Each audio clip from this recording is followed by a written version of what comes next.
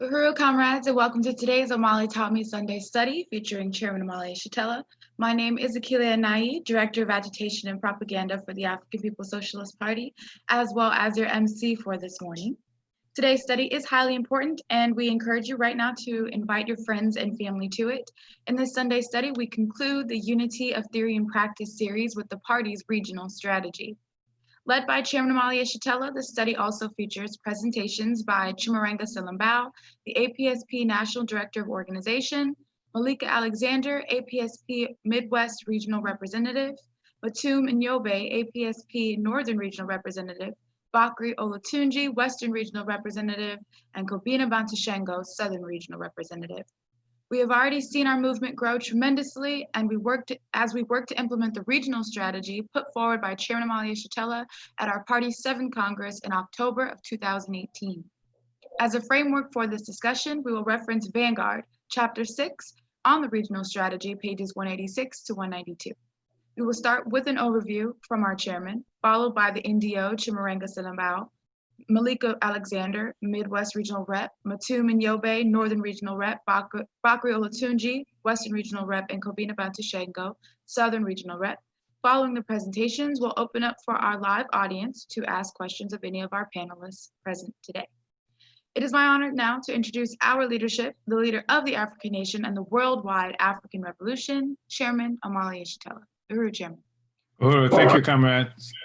I think that if there are any questions about the significance of these studies that we've been doing over the last several years, and certainly the studies that we've been doing since the incredibly significant mobilizations, uprisings that have been occurring in this country since the May 25th police murder of George Floyd, it should be becoming clearer now.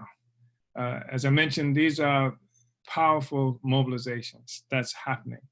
And when one fell swoop, what we've seen is a major assault that has been made on the lock on our communities by ideological forces, especially directed into our communities by African petty bourgeoisie, a sector of our own population that serves white power in a very serious way and has done it. And they become ideological funnels, if you will, into our communities. The ideas of the ruling class coming into our communities through these forces that are designed to keep us from making revolution, to pacify a horribly colonized African population. And then at the very moments where it seems that the people are rising up to move toward our total liberation, these forces have functioned in the past to misdirect this movement and keep it locked within the constraints of bourgeois legalism and philosophical idealism, fighting against ghosts like racism and what have you,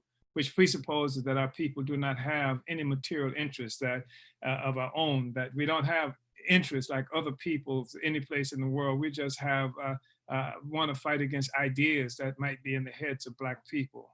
One fell swoop, we've seen a major assault on this in more than 500 cities throughout the country, in every state within the United States. There has been some kind of action from a simple handful of people who might be protesting to major uprisings in some of the cities like Minneapolis and like Louisville and like Los Angeles and certain other places throughout the country. So that has been an important kind of development. And one that anyone who's interested in any group, any organization that's really interested in transforming or overturning the oppressive relationship that African people here and around the world and the oppressed have with US imperialism would be happy to see. So we've seen this breakthrough of a sort. And we've seen also the US prestige and what have you, to the extent that has plummeted to the lowest degree. Peoples around the world have been condemning US imperialism for its treatment of African people. We've seen the US president having himself bunkered in a hole in the ground someplace under the White House with the lights out as if there was nobody there. we've seen even the Secretary General of the United Nations, which has been a servant of U.S. imperialism since its founding, with some brief interruptions of an absolute and total servitude to U.S. imperialism happening during the high tides of struggle for independence of African and other colonized people. And even the Secretary General has come out cautioning the United States against terror against the people, the police force used against the people, and telling the United States that it should function within the rules of law. The same thing has happened with the European Union. There's never been any kind of militant opponent to U.S. imperialism, and in fact has functioned sort of as a poodle, as they would say in England, of the ruling class in this country. The U.S.'s ability to chastise and bully and terrorize people around the world, using as some kind of excuse that it is protecting the democratic rights of the peoples of the world, attacking people in places like Venezuela, where they're starving the people to death under the guise of trying to force the government to bring democracy to that country, where they're upholding regimes like Colombia, that's a terrorist organization, has been for the longest period of time, against the democratic rights of our people in Colombia, as well as other places around the world. The U.S. Attacking and actually been engaged in a low intensity war against Iran, and being able to use the notion that somehow the United States was this great protector of freedom.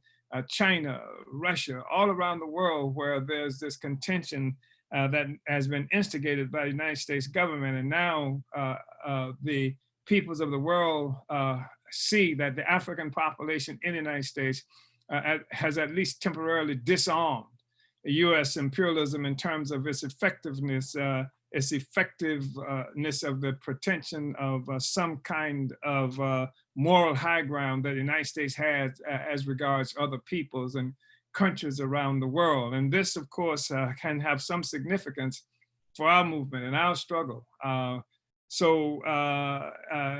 This has been like an amazing and important kind of moment in history right now, something that we haven't seen in a very long time. And the depth of the resistance in this country perhaps is unparalleled, certainly within the last several decades, where we've actually seen people destroy police stations and parade through them, and some of them have been wiped out. Major corporate headquarters, major corporate businesses, corporations have been assaulted, et cetera. So it's an incredibly important thing. It is clearly exposed to the world that the U.S. is what the Chinese at once called a paper tiger, and that it is confronted now with the most serious opponent that it's ever had, and that's the colonized, enslaved, colonized African people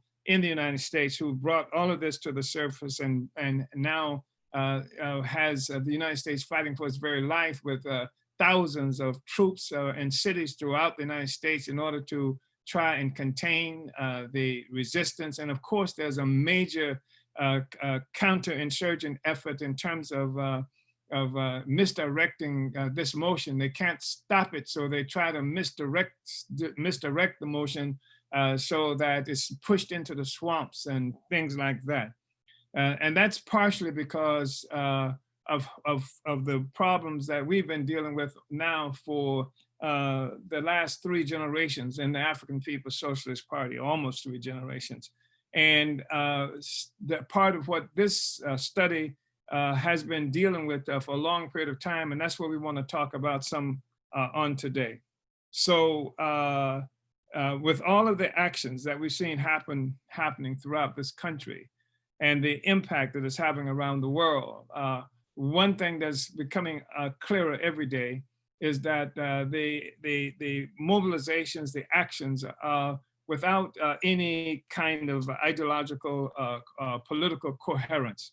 And the bourgeoisie, the rulers are attempting to give it coherence. They want to give it a misdirecting coherence. So instead of any struggle to overturn the relationship that we have with the social system, the bourgeoisie, the rulers in this country, telling people again and again and proving to people how they're really engaged in fighting against racism, fighting against how white people feel about African people. And that's supposed to be a solution. The police now love us. There are pictures of the police on one knee, and we've already seen the most compelling picture of a cop on one knee. And they would take that away from the people and show that somehow the cops are sympathetic. In various places around the country, the cops are sympathetic to what it is we're doing, and so-called progressive mayors and things like that talking about sympathies and police reform, and they're going to do some reform of the police department. And this is a kind of misdirecting. I saw this horrible man, Al Sharpton, who functioned at the funeral of George Floyd. And of course, Sharpton works in tandem with a lawyer who they run around hand in hand. And it's quite lucrative in many ways what they do in the so-called defense of the people. But who they're really defending and what they're really defending is a social system that rests upon a foundation of oppression and terror against African people. That's why they are ambulance chasers. They chase these funerals all around the country where African people are being killed, and then to try to take the struggle, the resistance into some harmless swamp where it will be forever misplaced. So Sharpton was talking about, along with some other very clever and erudite professor, and on another occasion that they pull out to explain to the people what is going and what the people should want. And they're talking about how we're looking at a malfunctioning justice system. And I heard one call it a failed, looking at a failed, the American is a failed experiment or something to that effect. And of course, there's nothing failure about what this government has done. The system is not malfunctioning. You can't call it a malfunction if it hits the target every time. If it does this over and over again in every place, you can't say it's malfunctioning. It's malfunctioning when it does something opposite. Now they want to show that the system is really working because they up the charges for one of the cops to second degree manslaughter, and they are charging all the cops. So wow, see, this is wonderful. But it took I don't know how many days and mobilizations and hundreds of cities and burning police stations in Minneapolis itself, the third precinct, now for them to declare, to discover that they should file some charges. The system cannot be reformed, and that's the thing that has to be understood. And that's why the ideological clarity, the political and organizational coherence is absolutely necessary right now, because the rulers are organizing. They are putting organization. They would have us take up this slogan. Every liberal Negro and a white person would substitute a slogan for revolutionary organization and revolutionary clarity, like Black Lives Matter. That's a slogan. And so you see the slogan every place. It doesn't inform anybody what to do, anything. It doesn't propel us toward any kind of organization. It doesn't make any kind of ideological statement, Black Lives Matter. And this has become the clarion call of the bourgeoisie here and every place else. And of course, that's a lie. Black lives do not matter. If Black lives matter, then George Floyd would be alive today and not dead. And all of these people they're killing around this country and around the world would be alive and not dead. But to simply put forth a slogan that Black Lives Matter is a good feel slogan, and it's the kind of plaintive cry that you hear coming from victims who are trying to win approval from those who are victimizing us. So what we're saying is that, of course, we can say Black Lives Matter, but Black Lives Matter when Black people have power. Black Lives Matter when Black lives power comes into existence. And then that has to be real Black power. It can't be the power of the government in Kenya that came out killing Black people in the name of fighting against COVID-19. It can't be the power of the government in South Africa that has killed Africans who were fought to overturn this apartheid regime or capitalism as it revealed itself in the form of the apartheid state. And now that's gone. This ANC government would gun down miners who are simply attempting to get a better pay, working in the mines that we should own collectively as a society. So we say Black power matters when it's in the hands of the African working class, and that's what this struggle has to be about. So that's why it's important for us to be here today. That's why it's important for the weeks, months, and years of work that we have done with these studies. And today we're going to do a study that contributes to the significance of achieving revolutionary organization, what it looks like, where we have revolutionary organization, growing revolutionary organization, what it looks like, talking about the philosophy, a revolutionary theory that will propel us to a position of liberation, not some empty slogan, but something that will guide our movement, guide our struggle. And the slogans you hear coming from our movement is not Black Lives Matter, but Black community control of the police. We want to control the state. We want power over our own lives. We want to take the power out of the hands of those who are killing us every day so that we don't have to be saying Black Lives Matter and please don't kill us and listen to us, etc. You don't have to, you will listen to us once we are in control of our own power. That's what we understand. And we have to have the organizational capacity to be all the places that we need to be carrying out a revolutionary struggle on the ground. As it is, over the weekend, our movement has initiated a number of protests, marches and events and things like that. I think the Solidarity Movement on Saturday had 17 such mobilizations in 17 different cities. The party has had protest demonstrations at the US Embassy in South Africa, in Johannesburg. We have been on the streets in London protesting. We have been various places around the world, and the message we are taking is that one that exposes the fact that the U.S. itself is a settler state, is a colonial settler state, and that African people are colonized, not only in the United States, but around the world and every place we are determined to win our freedom. And this is not something we beg for, plead for. This is something we have to capture ourselves. In order to do that, we have to have ideological clarity. We have to have organizational cohesion. That's what this is about. That's what the study is about today. That's what we've been dealing with for a while.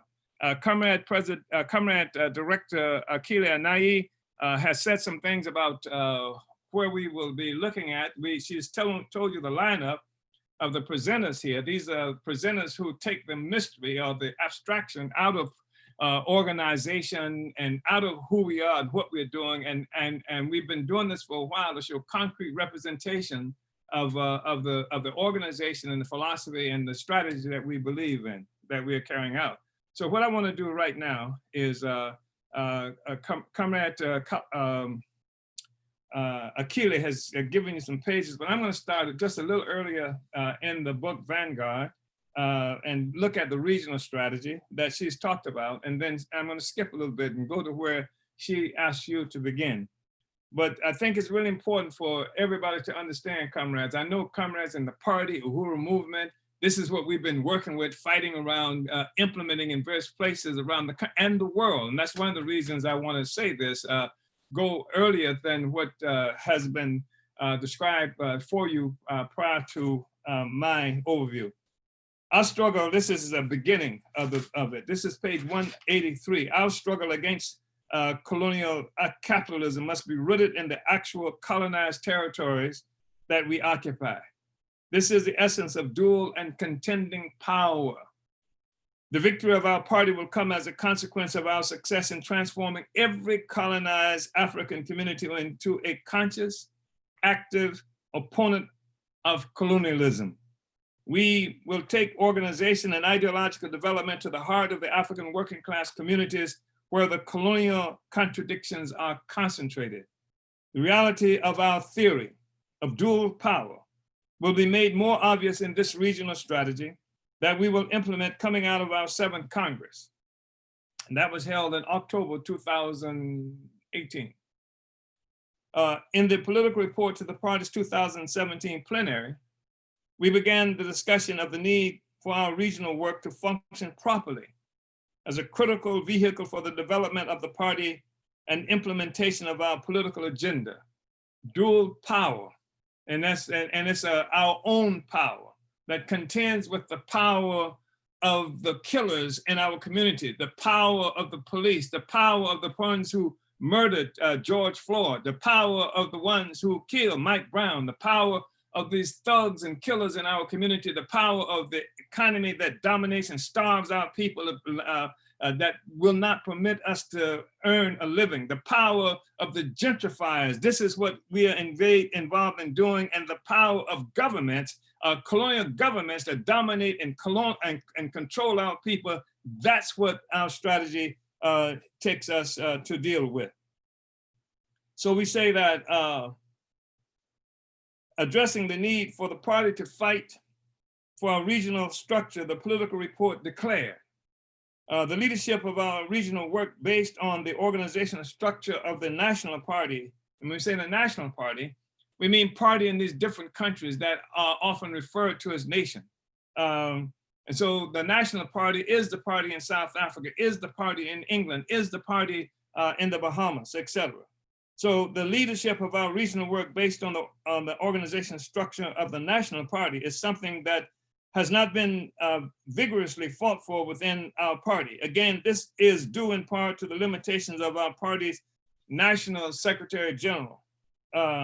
Nevertheless, the responsibility for leadership of the party's regional work falls squarely on the shoulders of the regional leaders themselves. Going forward, the party must require a dedicated and demonstrably strict adherence to party building by the regional leaders, all of them, all of the time. There are organizational manuals and organizational principles that must dominate the approach to this work and must be fought for in the strongest possible way. On a practical level, we know the efficacy of our regional leadership by the number of cities and states that have the party's presence.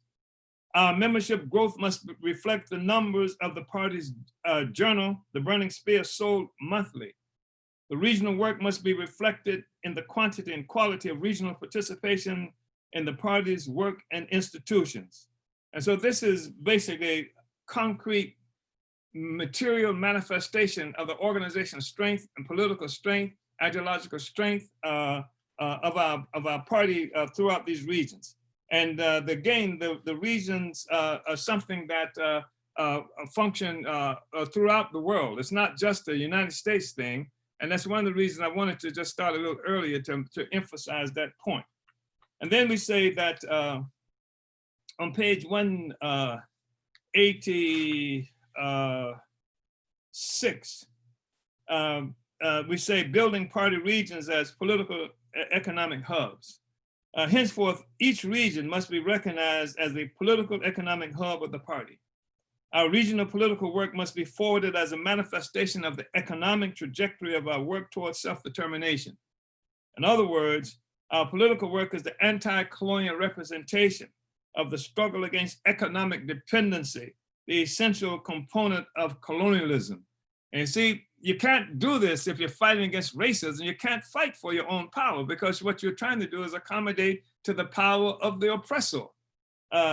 These regional political economic hubs must inform our recruitment and membership drives and party assignments. Our basic recruitment targets remain the same as laid out in the political report. So this is what it is we're talking about. And then on page 187, each of the party's regions must become custodians of the economic strategy of the party for advancing this critical component of the anti-colonial struggle for self-reliance. Each of the regions must have the assignments of building the party's economic work within its designated area of responsibility. In addition to the political work implicit in their presence, all our Uhuru houses must become economic outlets for all the products from our related enterprises. Currently, most of the party's economic work is consolidated in specific institutions within the 4 regions being considered. That's in the United States. And then we go through the institution. The oldest Uhuru House Community Organizing Center is located in Oakland, California, in the Western region. Oakland is also the location of Uhuru Furniture and Collectibles and Uhuru Foods and Pies, two of our most successful economic enterprises that have been in place for 3 decades or more.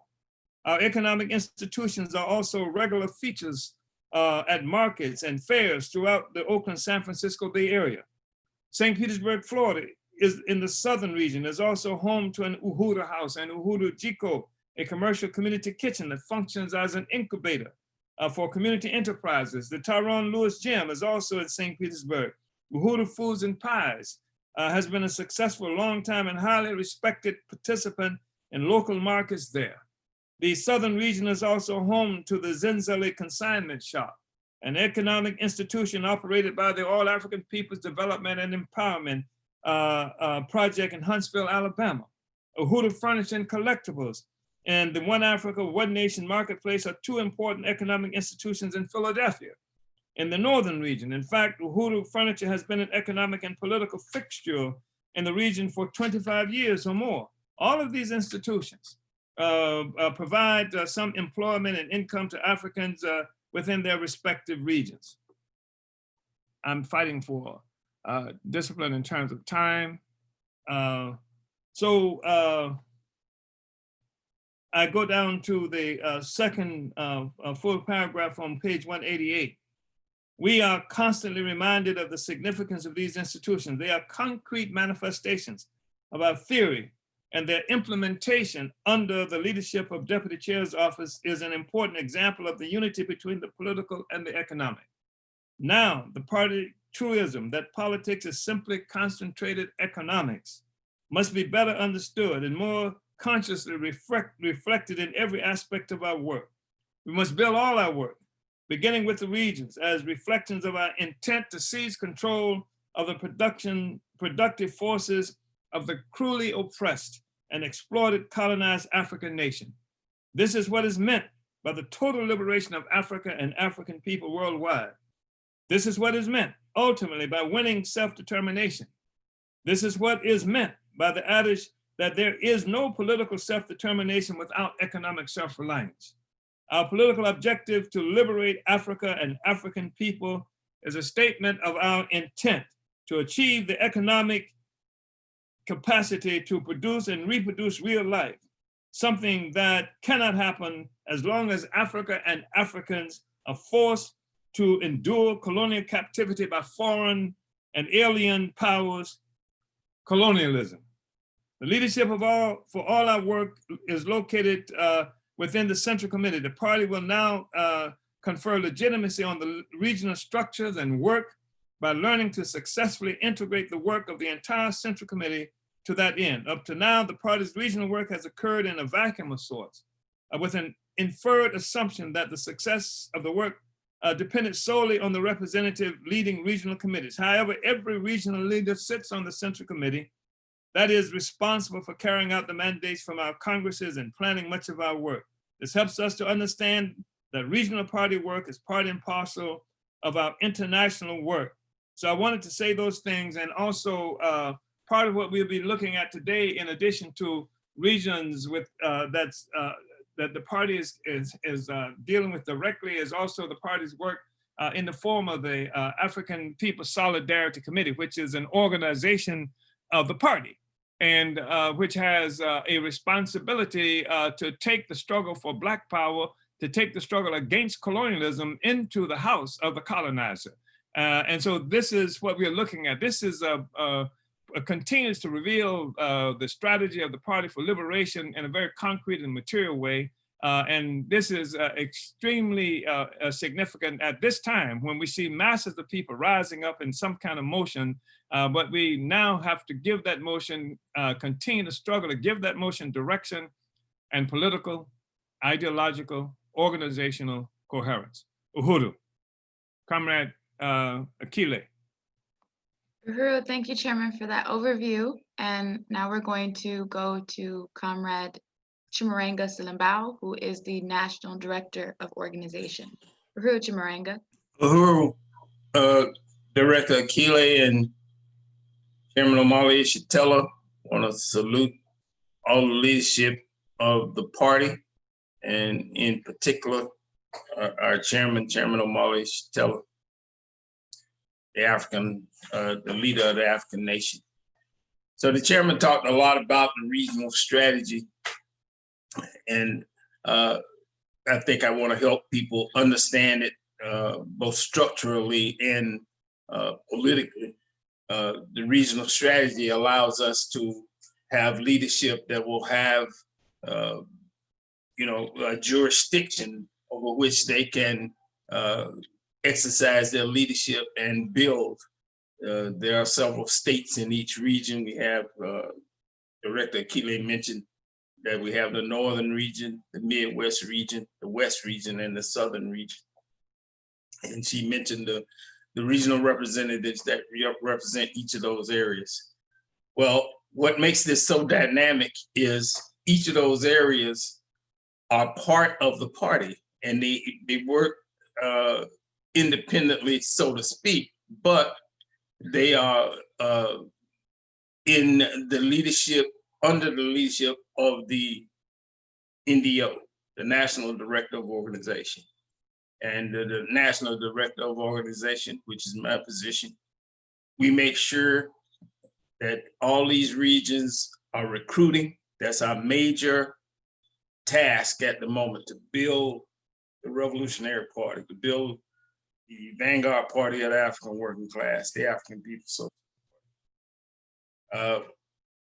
One time I read in something that Chairman wrote, and it asked the question, could it be more than one vanguard party of the African working class? And I'll never forget that. It struck me. It was like, no, of course it cannot.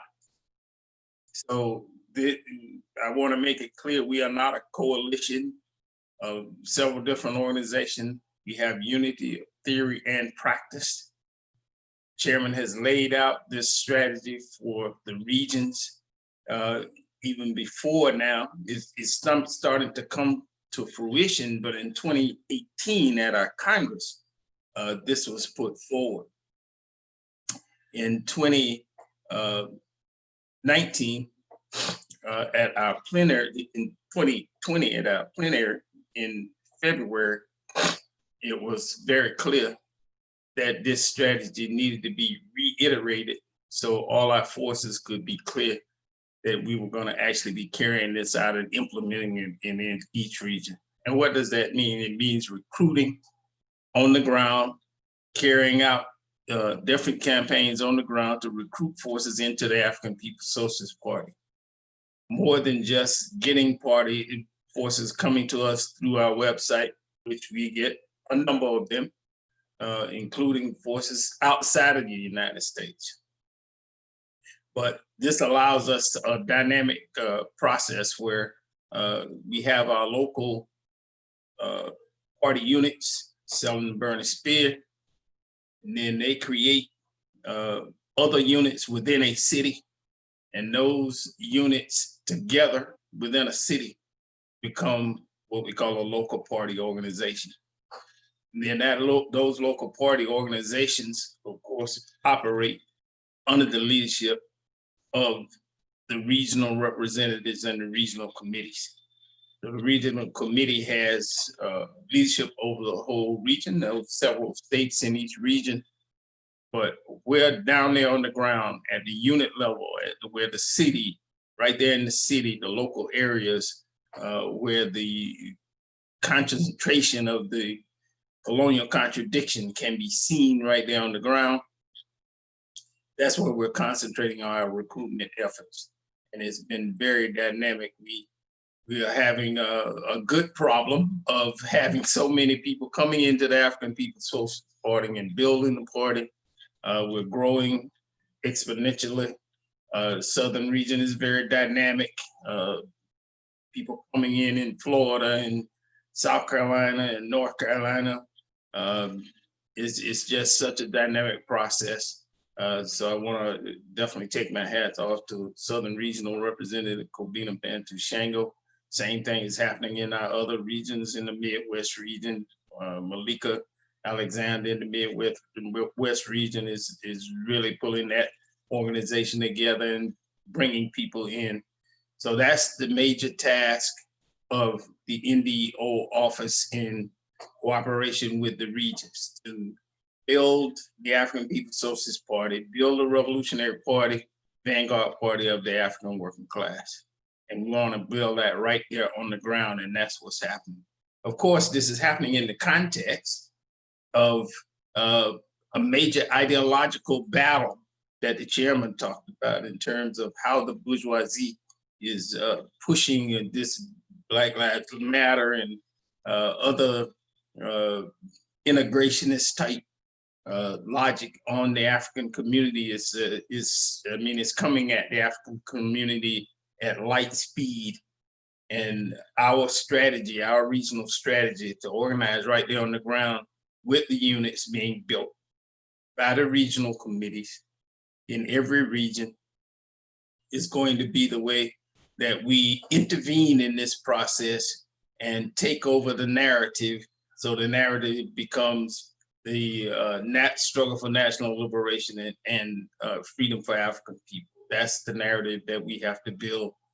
Black power matters, and it's only gonna matter if Black people get in motion, fight for our freedom, and finally overturn the system of capitalist colonialism in this country. So I wanna thank Director Akile and thank the chairman of the African People's Socialist Party for giving me opportunity to just kind of give you an idea of how the regions are operating. And I want to make a call for anybody watching this study to join the African People's Socialist Party. You can call us at 727-914-3617 or go to our website, apspuhuru.org, and you send us a contact form and we will be in touch with you in less than 24 hours. That's how quick we're gonna work. We will contact you, so don't be shocked. So our regional representatives are waiting by the phone to take the call from me and get my emails. This is another contact that has to be communicated with. So I really encourage everybody that's looking at this program to join the African People's Socialist Party, join the revolution. Uhuru. Uhuru, thank you. Chimurenga, that's our National Director of Organization. And we're going to have our first regional representative for today, which is going to be Comrade Malika Alexander, who is the Midwest Regional Representative. Uhuru, Malika. Uhuru Akile, how are you? Uhuru, good, comrade. Good. Uhuru, I want to salute our leadership, Chairman Omali Yeshitela, and the National Central Committee of the African People's Socialist Party. And I'm just excited about this opportunity to introduce you to the Midwest region of the African People's Socialist Party. Can we start the slide? Here we are in the Midwest, and let me introduce you to our territory. We're located in, we go to the next slide, North Dakota, South Dakota, Nebraska, Kansas, Minnesota, Iowa, Missouri, Wisconsin, Illinois, Indiana, Michigan, and Ohio. That is the Midwest region of the African People's Socialist Party. Next slide. Our work began with the Ferguson uprising. Chairman Omali Yeshitela saw it on TV and saw what was going on, saw the African people rising up in resistance and said, I must go there. He brought the Uhuru movement to St. Louis and it has never left. Next slide. It all began with this becoming the home to the international office of Impedum, which is the International People's Democratic Uhuru Movement. And they're standing in front of the Uhuru House, which is located at 4101 West Florissant Avenue. And that's where it's going down in St. Louis. And so you want to be able to come to St. Louis, look for Uhuru House, 4101 West Florissant Avenue. Next slide. We continue to fight on every front. Anything that comes against the African community, we try to be there. And we try to unite with the things that are going on in our community, with the gentrification that's going on the north side of St. Louis, then we try to make a difference and fight against all that and demand reparations and demand economic development, real economic development for the African people of the north side of St. Louis. So many people have been pushed out of their homes here. And so the African People's Socialist Party is fighting on every front in St. Louis and in the Midwest. Next slide. We have the Keep 28 campaign, which is a fight for Black power. They're trying to cut our wards from 28 to 14. So this is a resistance that has been waged in St. Louis, trying to fight for the African people in our community. Next slide.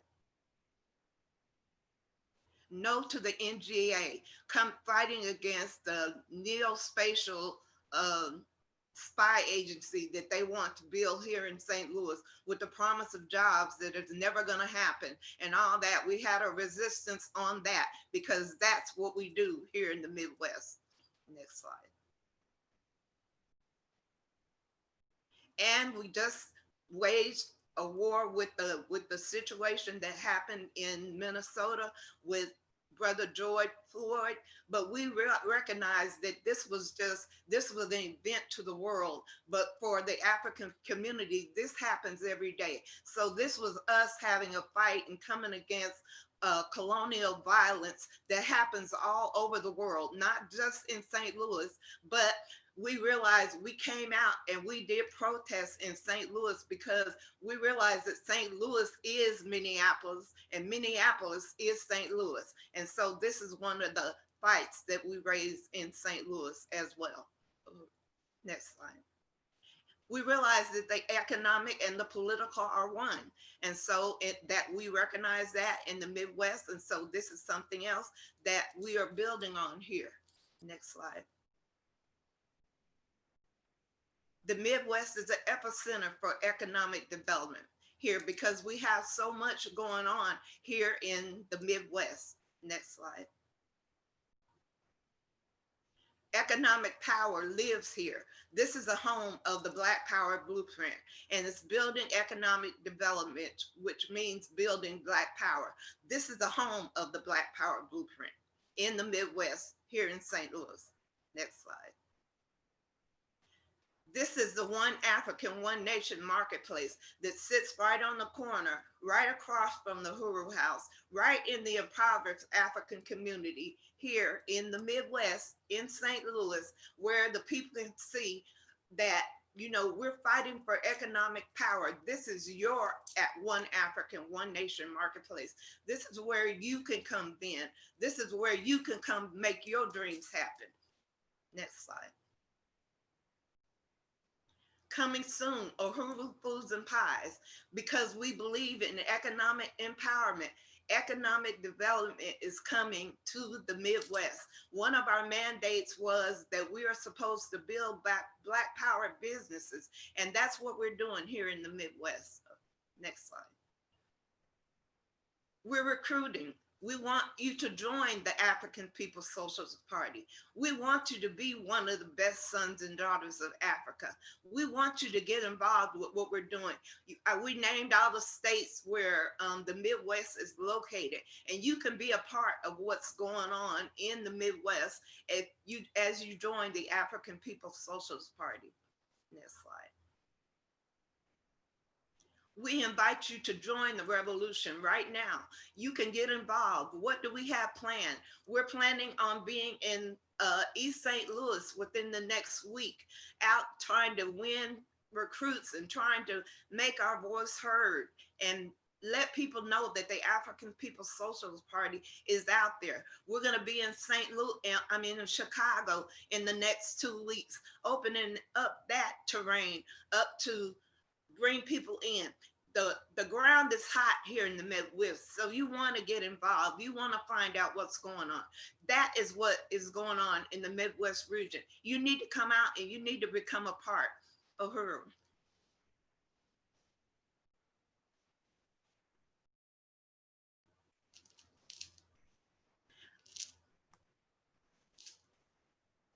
Uhuru, Malika, thank you for that amazing presentation.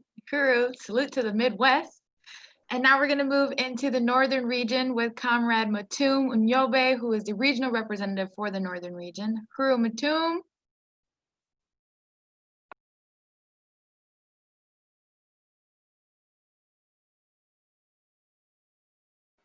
Uhuru, Kele, thank you. Thank you for the introduction. Uhuru, everyone. Yes, my name, I'm Matumb Nyobe, and I'm the regional representative for the African People's Socialist Party. And I just want to salute I want to salute Chairman Amali Yeshitela, and also I want to salute the NCC of the African People's Socialist Party. All right, so the northern region consists of the states in United States, actually, and the states would be from Maine, Boston, Connecticut, New York, New Jersey, Pennsylvania, Delaware, Maryland, and Virginia. So, so the northern region of the African People's Socialist Party has been the custodial of historical, political events and the large African working class populated cities that are in need of political and ideological leadership from the African People's Socialist Party. The regional strategy is a comprehensive strategy that accomplishes two critical things: accomplishing and maintaining the organizational principles of the African People's Socialist Party, and putting out African internationalism into the world. The party has grown and waged fierce struggle to build revolution and destroy the parasitic, blood-sucking system on all fronts to build dual and contending power. In the quest to build dual and contending power, the northern region has been given the ability to operate and organize a long-standing economic development institution of the party, the One Africa, One Nation Marketplace. This institution is said by Chairman Amali Yeshitela in the report to the 7th Congress. The One Africa, One Nation Marketplace provides the Northern Region Committee a consistent organizing base from among its thousands of African patrons from throughout the Northern region and beyond. In response to the colonial virus, the party has organized and laid out the People's War Campaign.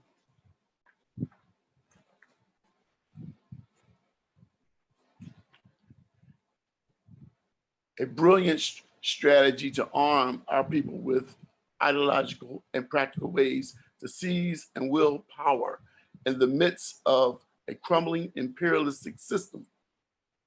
So in the northern region, we have been carrying out campaigns and following up the mandates that's from coming out of the 7th Congress. We've been on the ground, meeting the people, organizing the community, we in the northern region, we have mass organizations such as Impedum, and we're growing in Impedum in New York, and we have Impedum in Philadelphia, and we have mass organizations as the ANWO, One Africa, One Nation Marketplace. And I'm just right now, it's just an incredible surge of people that's coming in and joining the African People's Socialist Party. They're starting to, our states are starting to expand with membership. So, I mean, it's like a daily process. And I'm grateful to be working under the leadership of our NDO office. Then we've been provided with a lot of membership, and all the members of the African People's Socialist Party in the Northern region are gainfully involved with bringing these new members in. But that's using that 1, 2, 3 application for the party. But the real battle is on the ground. We again, as the chairman stated, Black lives don't matter. Black power matters. Our fight is not about fighting for to overturn racism, but to overturn colonialism. And that's the fundamental contradiction of what conditions the African people are facing. So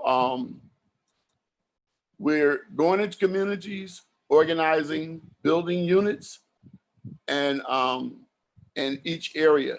That is our main goal, to build units, to win the masses, to political organization. So even today, we're bringing people, they're tearing down the doors trying to get into the party. And I'm just honored to be a part of the African People's Socialist Party and be a part of, oh yeah, I want to mention that, in Philadelphia, besides having the One Africa, One Nation Marketplace, we also have a long institution that's been around for 25 years. It's the Uhuru Furniture Store and Collectibles. And it is like really one of the keystone central places for representing the struggle of and dueling contending power. So I just want to appreciate all my comrades and all the new forces that's coming. I want to appreciate the chairman. Again, I want to appreciate all the regional representatives. And I want to say thank you, Uhuru. Join the party. I want to encourage everybody, if you listen, to join the African People's Socialist Party, to go to APSP, uhuru.org. Uhuru. Uhuru Matumb, thank you for that report. Now we'll move into the Western region with Comrade Bakari Olatunji, our Western Regional Representative. Uhuru Bakari. Uhuru, how are you doing, Akile? Thank you. Uhuru. I want to, first of all, start off by recognizing and appreciating and saluting the leadership of Chairman Omali Yeshitela, who, since the Black Revolution of the 60s, has been building the revolutionary trajectory for our African people. I really want to salute Deputy Chair Onezene Yeshitela, who leads all the economic work of the African People's Socialist Party. Indeed, we are winning, putting the political and economic as one. As Akile said, my name is Bakari Olatunji. I'm the Western Regional Representative of the African People's Socialist Party USA, which is also an extension of the African Socialist International, which is a worldwide organization of African revolutionaries. We are 1 billion strong, and we plan to organize Africans throughout the whole planet. I just wanted to say that the chairman talked about and read from the book, Uneasy Equilibrium, where he talked about the regional strategy that came out of the 7th Congress of the African People's Socialist Party in October 2018. And we had our first plenary of the 7th Congress in February of this year. And out of that regional strategy, the work to build the regional capacity is what Chairman was reading from this morning. And in the Western region, one of the things that we had to do coming out of the plenary was to create a plan of action. And that plan of action is about building step-by-step timelines on how the work will happen, who will carry out the work, where are we going to build that. It's not haphazard. It is a very methodical, very well planned out plan of action. It is to build the regional committee to capacity, which at current times is not built to capacity. And it is something we are still about doing. It's building it to capacity. It is ongoing work that you've been hearing, that is to bring people into the organization, bring people into the revolutionary project for African people, and to put real organization on the ground concretely, not just in words said. And key to that is to build units, basic party organizations, build LPOs, what are called local party organizations in every city, and functioning local party organizations and not just there in name. And our task, again, is to bring African people, the masses of our people, into revolutionary organization to end this foul, vicious socialist system called capitalism that has had us in colonial bondage for hundreds of years. And we will never break free of it until we build the capacity through organization, through political clarity to overturn that relationship. Coming out of the plenary, the Western Region Committee, we put forth our plan of action. And subsequent to, since February, coming out of the plenary that we had there in St. Petersburg, Florida, we have consolidated two regional party units, one in Oakland, California, and another in San Diego, California. And we have comrades on the ground selling the burning spear on a regular basis. And the burning spear is one of the more important components of this organization, is to get our ideological understandings out in the world, to get African internationalism out on the ground through the Burning Spear newspaper is fundamentally important. We also are part of building the relationship with the African People's Socialist Party, which leads the work in the Western region, and working in conjunction with the African People's Solidarity Committee, an organization of North American or white people who work under the leadership of the African People's Socialist Party and their mass organization, Uhuru Solidarity Movement, which is doing a lot of kick-ass work in the Western region. One of the largest branches of the Uhuru Solidarity Movement is located in the Western region in Portland, Oregon. Our mass work carried out mainly through the International People's Democratic Uhuru Movement, which is a mass organization of the African People's Socialist Party, founded in 1991 in Chicago, has been fighting fiercely for the democratic rights of African people.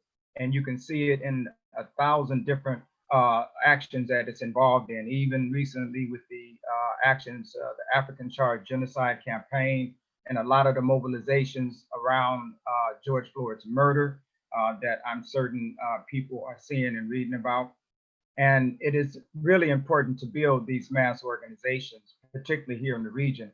This is where we have the on the ground work with the contact with the masses to bring them into organization. And this is fundamentally important. USM, as I said, is an organization that's out here in the West, and PDOM is too in terms of our mass organizations. The Western region is also home to the economic hub located in Oakland. The chairman referenced these organizations when he talked about Oakland and the Uhuru House in Oakland being one of the oldest institutions of the party. And the Uhuru House has been around since the early 80s. It's an African community fight back center with major campaigns that have come out of there and community rallies. And, you know, subsequent to COVID-19, the building has been closed, but we have plans of reopening and bringing, you know, the activity back, opening up the doors to have regular meetings, particularly around summing up COVID-19 and winning people to solving our own problems, and also to sum up this recent colonial violence that's been played out in the media with George Floyd's murder, which is no different than the murder that happened with Oscar Grant in Oakland in 2009, where we saw the African community rise up in defiance around that murder as well. We have also in Oakland the Uhuru Furniture and Collectibles economic institution here that just last year had its 30th anniversary And there are not many organizations in Oakland or in the West Coast led by the African working class community that can say they've been in existence for 30 years, where we've carried out our political mission of bringing self-determination to the African community through this economic capacity. And, you know, we've been closed with Uhuru Furniture for the last 2 months, but we're in the process of reopening and reconnecting and building the economic infrastructure through Uhuru Furniture and Collectibles. Uhuru Furniture, Uhuru Foods and Pies also has been one of the oldest economic institutions of the African People's Socialist Party. It is headquartered here, right now located in Oakland, California. And it's been 40 years as a dual and contending economic institution, primarily at markets, festivals, wholesale is what we're branching out into right now, and even reaching into the money sector. And these institutions and this economic hub in Oakland, California is about bringing the African community into contact with concrete manifestations of political power. To win people to ideological understanding of why the necessity of the African Revolution must be fulfilled. And it's just so important. And the Western region is playing such a large role in this process. There's approximately 3.5 million African people located in 13 states in the Western region. That includes California, Oregon, Washington, Arizona, New Mexico, Idaho, Wyoming, and other states. And we must be able to mobilize Africans and bring them into political life, bring them into the Western region, and to build the Western regional Western region organization to capacity, our regional committee to capacity. And this is all fundamental. And I just wanted to end by saying again, I appreciate the leadership and vanguard up. Uhuru.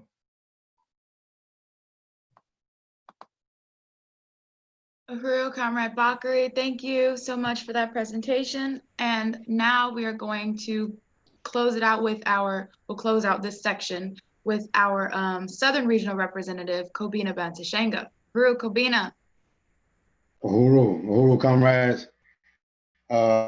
Like everyone, I have to definitely start out by thanking and appreciating our leadership, Chairman Omali Yeshitela, and the whole NCC, the National Central Committee of the African People's Socialist Party, Comrade DC Ona, and the chairman again for the brilliant strategy to organize the National Department of Organization to provide even further leadership to the regional representatives and another level of accountability to lead and really advance these strategies.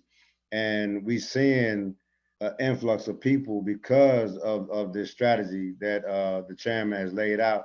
And I would also like to thank the leadership of the National Director of Organization, Chimurenga Selembao, for really leading and holding the regions accountable and pushing the strategy to make sure that we are recruiting and everything is about recruitment because organization is key. And we're seeing now so many people coming into the party, coming into the Southern region. I think like in the last week, upward of 6 people have actually joined, and we got so many other people coming in that we having to weed and sometimes even direct to the mass organizations because they may not quite be prepared for the party. And you find some people, used to people not calling them back or thinking that they joining what other organizations are with the social clubs. And we're not a social club. We're the vanguard of the African working class. So if you're interested in making a revolution and moving this process forward, join the APSP. If you want to make change, join the APSP. If you want to have your hands in preparing a future for African people, join the APSP, the APSP.uhuru.org.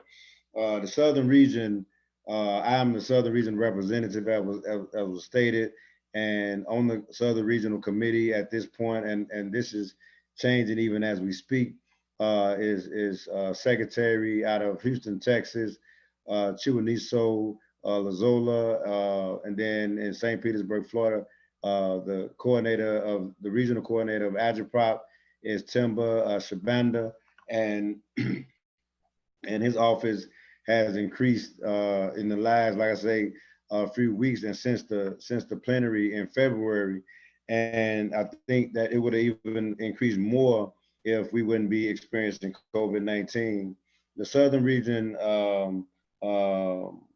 consists of 12 different states, and I myself is in Alabama. The international office of the APSP,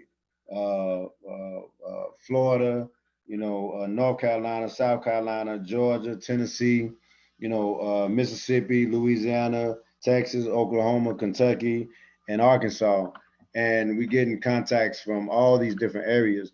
But, we are really about waging this revolution.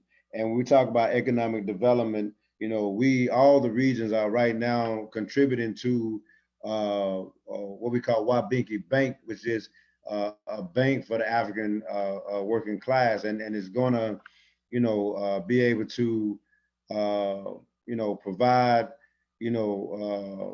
banking for African people throughout the world. But all regions are contributing to the Wabinki Bank. We have economic institutions throughout the party, over 52 economic institutions that we build, because we understand that we have to build dual and contending power.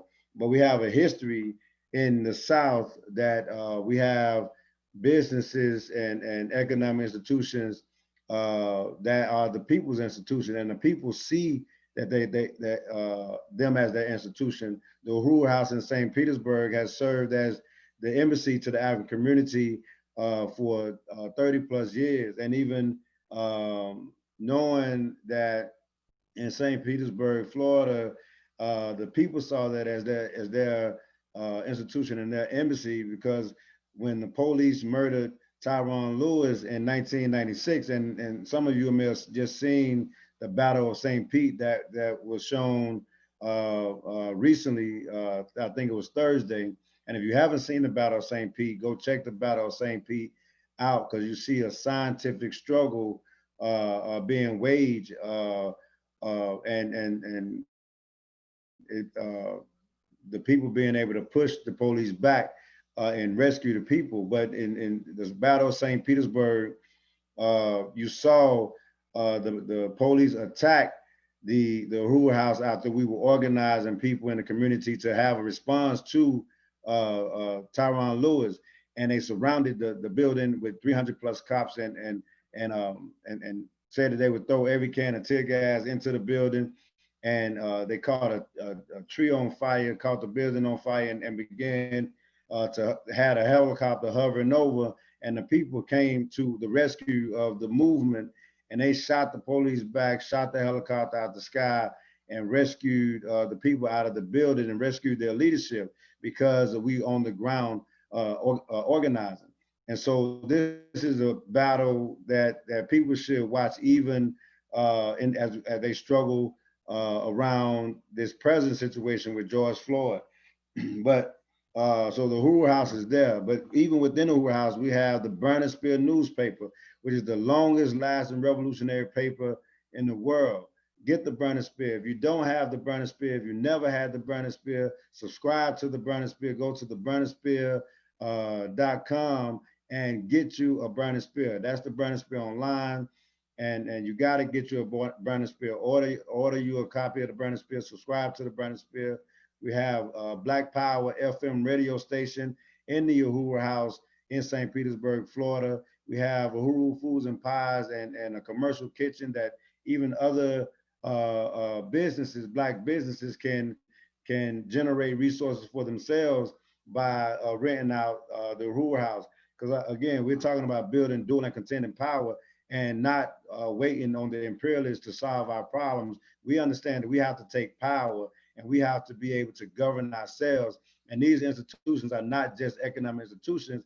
These are strategies to win the masses back into political life and for us to govern. And that's what we plan to do, is to govern. And we are taking up terrain right here in the southern region. We also have Zenzele consignment shop right here in Huntsville, Alabama, which is the economic institution of ABDEP, and all proceeds from Zenzele go to the programs of the All African People Development and Empowerment Project, which is led by Dr. Aisha Fields. So if you haven't shopped at Zenzele, go online, have an online store now, go online and shop at Zenzele, because you're supporting your institution, your future, to guarantee that we're going to map out a future for our people. And that's what we say beyond, we have to protest and bring awareness to the struggle, but we also have to go beyond the protest.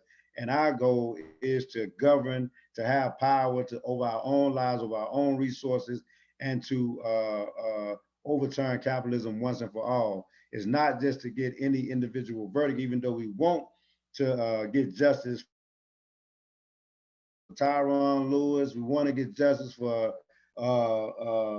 Mustafa Bearfield, Dana Fletcher. We understand that all these issues are an attack on the African community and not individual families, but it's a whole attack on the African nation. And we want to build a capacity that if they touch us in one place, we have the ability to respond in other places.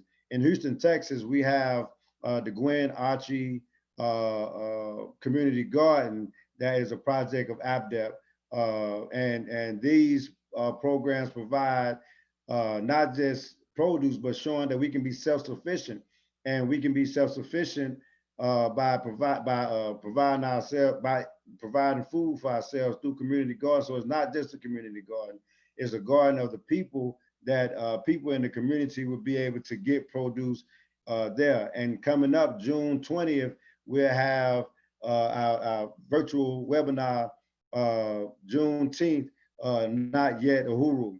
And this Juneteenth has been going on in Houston, Texas, for the last 11 years.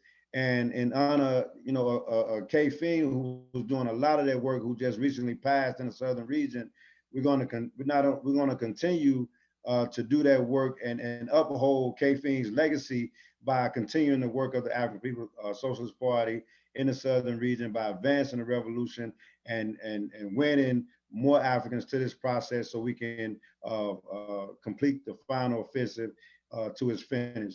So join the APSP at apspuhu.org, join the southern region, and be a part of this dynamic work, and be a part of mapping out your future.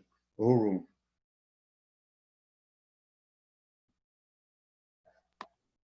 Uhuru Kobina, Uhuru, thank you. And just want to salute and appreciate our leadership, Chairman Amalia Shitela, the National Director of Organization, Chimurenga Selembao, and all of our regional representatives here in the African People's Socialist Party. Just want to salute those reports, and now want to go ahead and get into some questions and discussion with our live audience, both viewing from Facebook and YouTube, and just want to appreciate all of you for tuning in.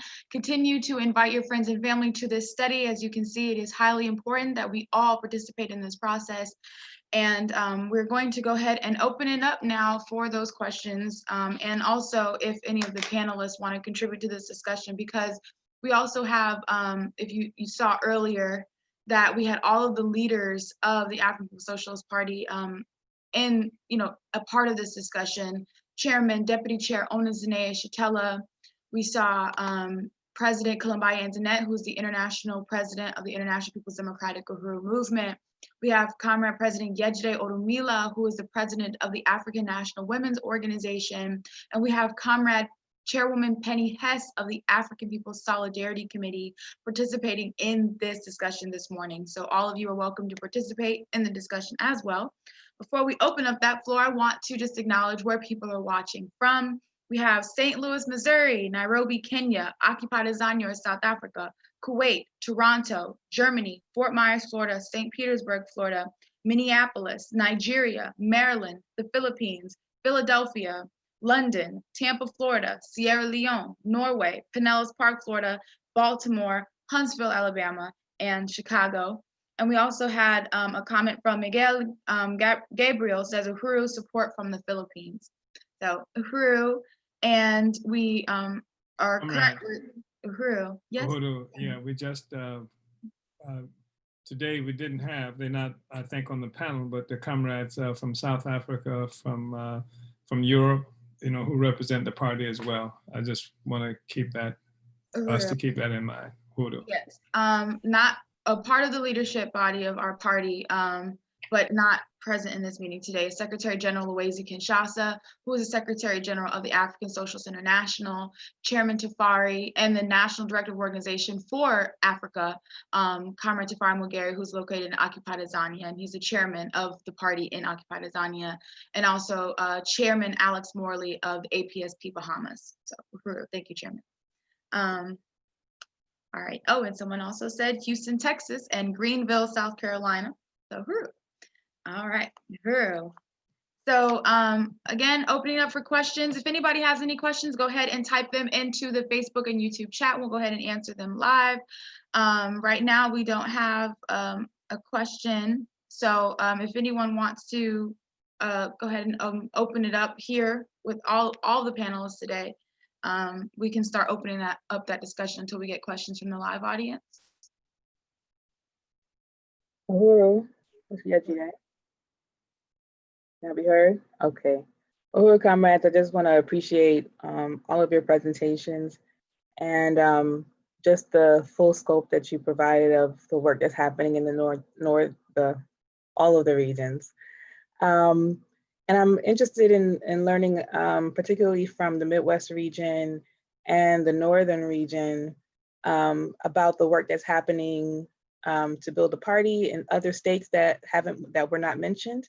So, for example, the Midwest talked a lot about the St. Louis area, but mentioned there were a whole bunch of other states in that region, and also Comrade Matumb.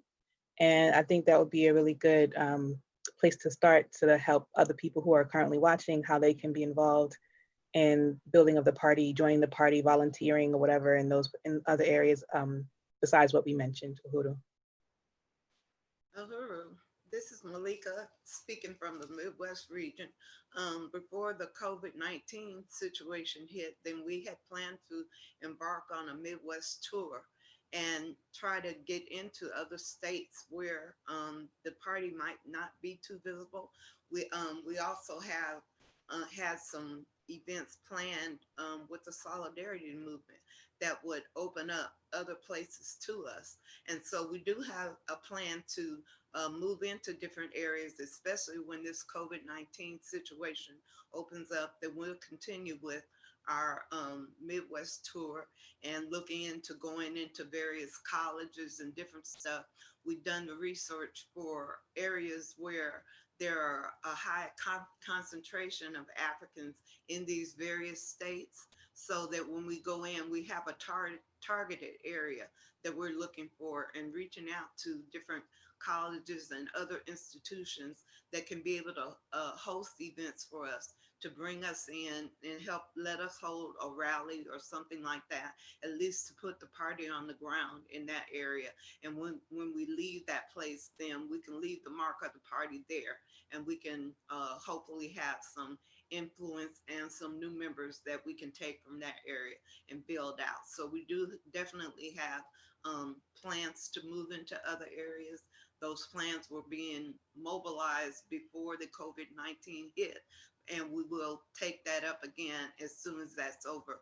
But as a response to what the chairman has called for, as far as us mobilizing right now, then we're moving in areas that are right in our back door. With East St. Louis, that's Illinois, looking at Kansas City, which is in Kansas, looking at, of course, Chicago, looking at Indianapolis, which is in Indiana. So we are planning to mobilize and trying to lay out groundwork for that, even as we speak. Uhuru. Uhuru, we do have a question that came in. Before we, yeah. Because I appreciate that response by Regional Rep Comrade Malika. But we've been in Chicago for ages, and we are we have party members in Chicago, and we're working to consolidate and build that. As Comrade Malika mentioned, that much of this was disrupted with the COVID-19.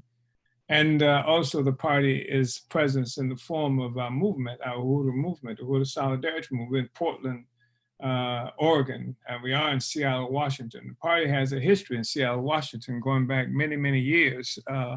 And so those are just a couple of places where we are. And as Comrade Malika mentioned, the strategic approach to energize and expand the work in the Midwest region also utilizes the forces from Uhuru Solidarity Movement, where we have a presence, et cetera, to initiate some of the events that would bring us in to a deeper relationship in places like Portland and Seattle, Uhuru. I'm sorry, Comrade, yeah. Uhuru. We had a comment from Barry William on YouTube, says, Uhuru Comrades, I'm watching from St. Martin. Much blessings and strength with the continued struggle to overturn imperialism and capitalism. We had a question from Comrade Kenya, who says, Uhuru, can anyone speak to the international response to the uprisings, particularly in New Zealand and Australia? Uhuru, I think that's extremely important. One thing that we've been saying all along that many people have not understood is that the foundation of imperialist white power in the United States and the world is Africa and African people. And in the United States, the strategic location of African people in this whole colonial construct means that when we move decisively and with force, as we have been doing recently, and some efforts are being made to obscure the leadership, the African presence, the significance of the African presence by diluting it with other assumptions.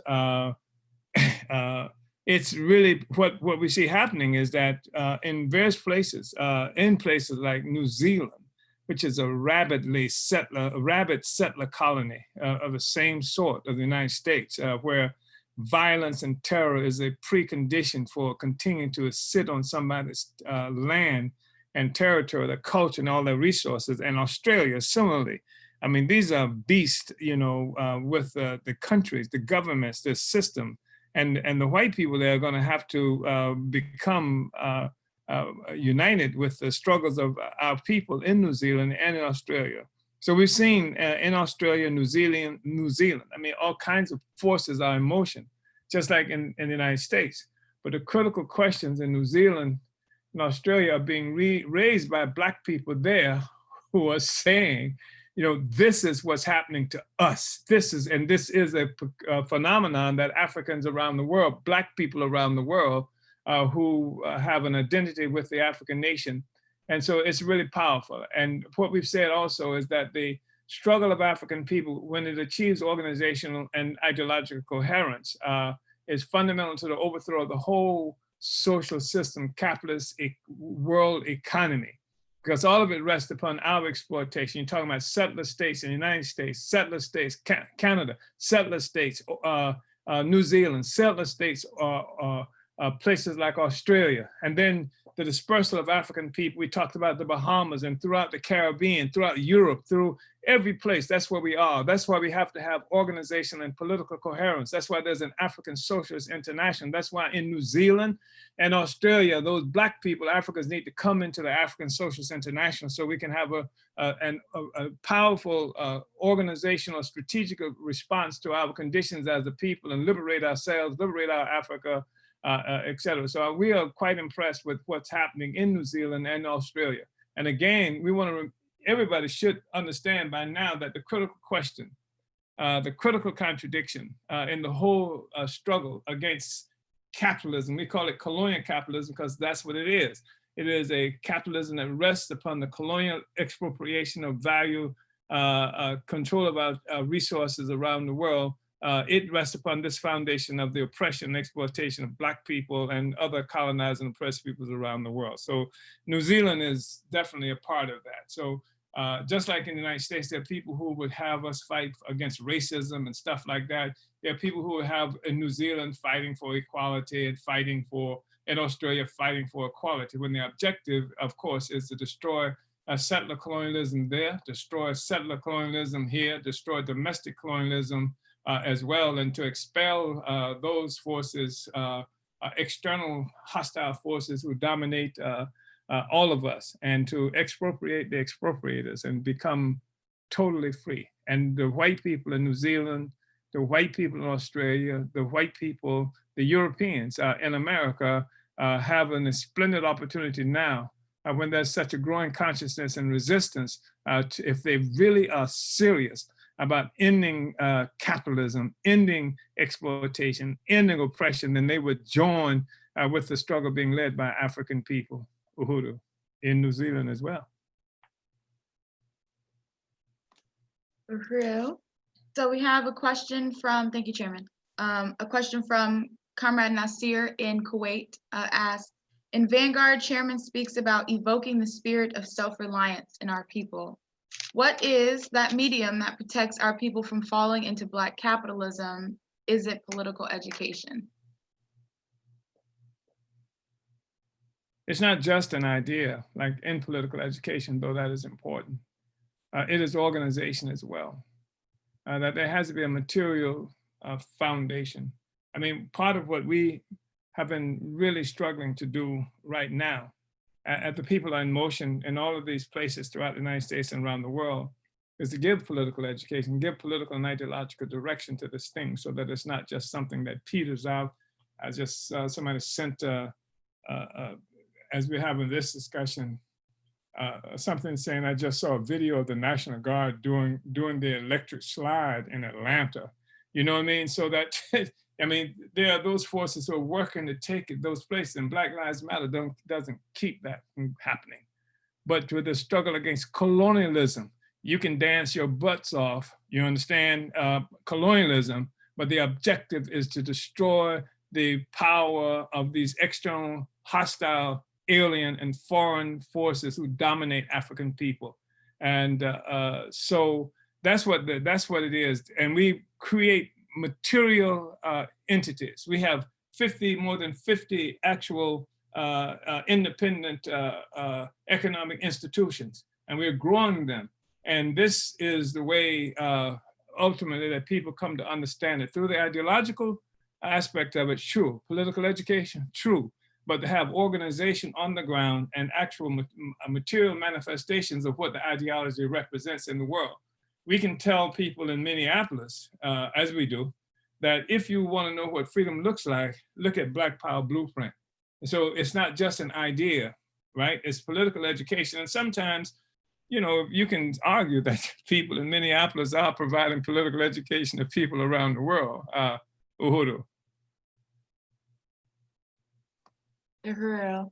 And I appreciate Deputy Chair Onizine Shatella reminding me, and I'm self-critical, I forgot to mention one of the amazing dynamic party leaders, Dr. Aisha Fields, who is the director of the All African People's Development and Empowerment Project.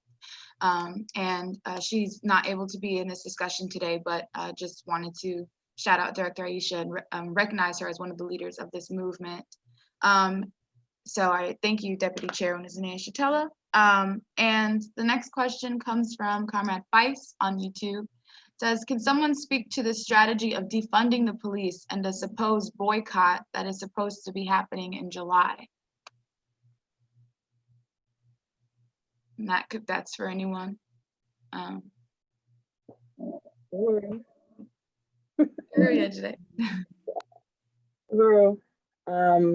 Yeah, so for those of people who are not familiar, the question of defunding the police means, you know, taking the money that the state government gives to the police and redirecting it somewhere else to other sorts of programs and socialized, I don't know, things that are happening within the state.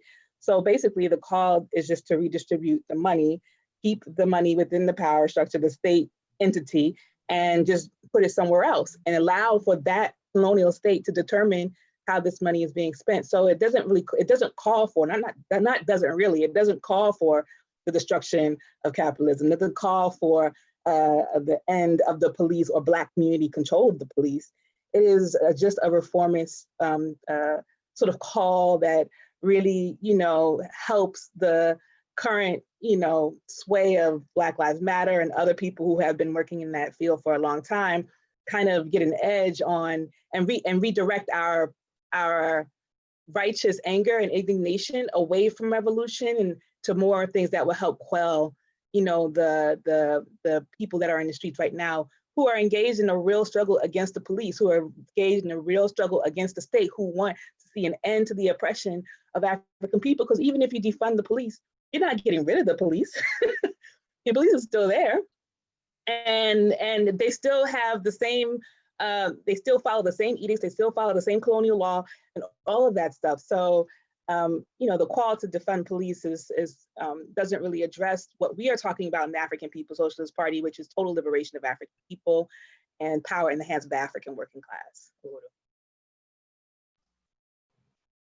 Uhuru, yeah, I want to unite with what Comrade Yejide just put out about defunding the police. That is like, what is that? I mean, it's not talking about overturning the system. We talking about overturning the system. We talking about Black community control of the police, and that's just like a liberal stance.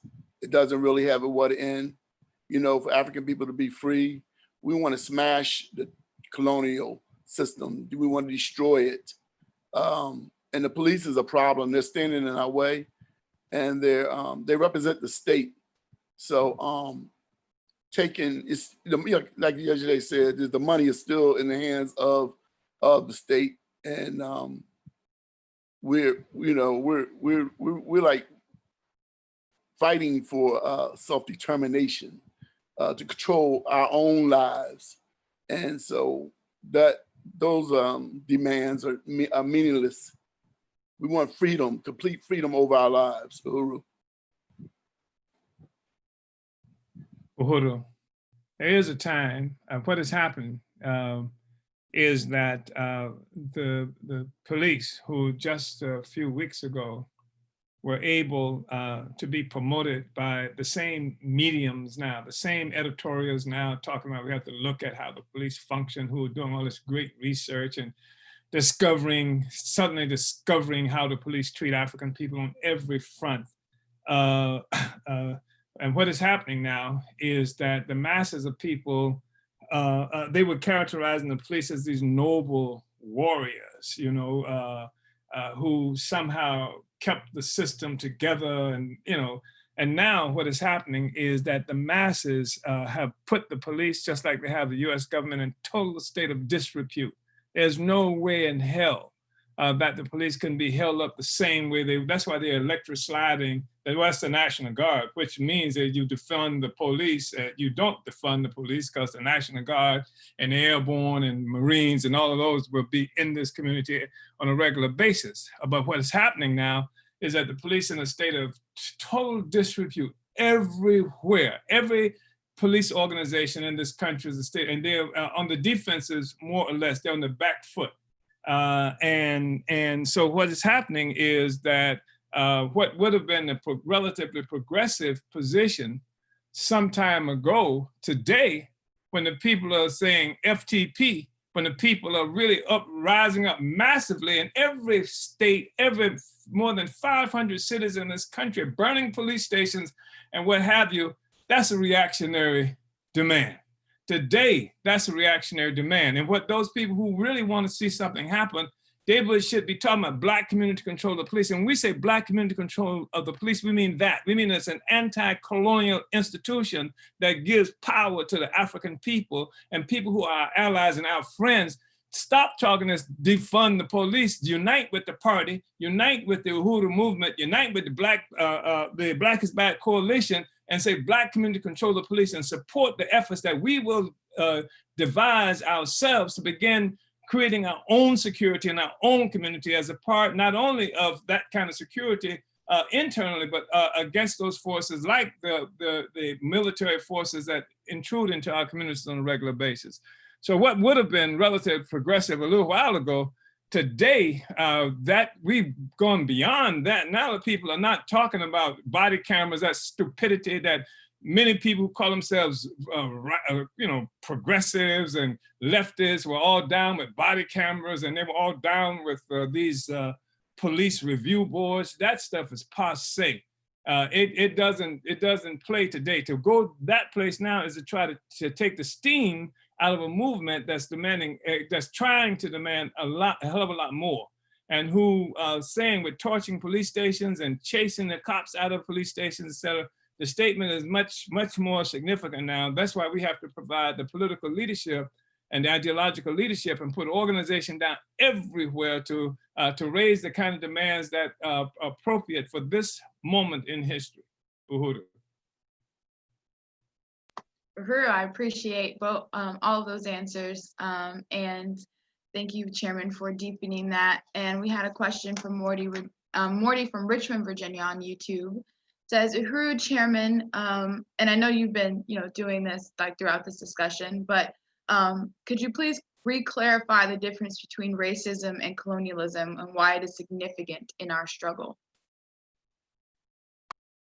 Racism is just an ideological foundation for the material reality of white people doing horrible things to us and locking us in this state of perpetual terror, poverty, and almost genocidal relationship. It is just the ideological foundation for that. And we are not talking about the ideas in the heads of anybody. In fact, this concentration on fighting against racism keeps white people in the center. It keeps white people, I mean, just think about how all the white people may not haven't even given it a thought in this way, but it's there all the time, how significant white people must think about themselves. Here we've beaten, we've enslaved, we continue to terrorize, bomb, shoot Black people on a day-to-day basis, and all they want to do is be with us. I mean, just think about that, just racism, like me, love me, stop your behavior. And that's a sort of self-centered thing that certainly would come from the white people, and then from the African petty bourgeoisie, this punkish, simpering, belly-crawling, vomit-eating sector, colonial force in our communities, who are so self-alienated, alienated from the African, because the majority of us are workers. They hate the workers in so many ways. They're afraid of the workers. They are sometimes more afraid of the workers than white power. They're afraid that they're gonna have to descend to where we are, as a social force, have to become a part of the working class. And they're always scared we're gonna get them in trouble, right? By raising, by fighting for real freedom, et cetera, So we say that, and so they would fight against racism forever. They would fight to get the white people to like them. They would fight because they want to enter into the realms, the rarefied places of where white power is located and centered. But we say the real question is to overturn this relationship.